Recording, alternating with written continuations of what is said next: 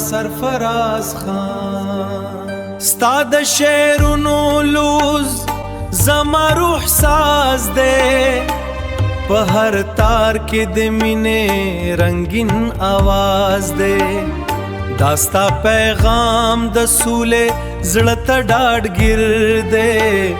په پښتو مینا کې ژوند یو ښکلی راز دے په دې خاموش کمره کې قلم پلاس ناست یم د پښتو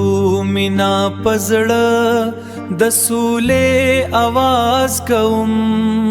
هر یو ورېښم د خیال د سبا لپار کړم چې دا کلتور مو روښان لکه لمر وځلیږي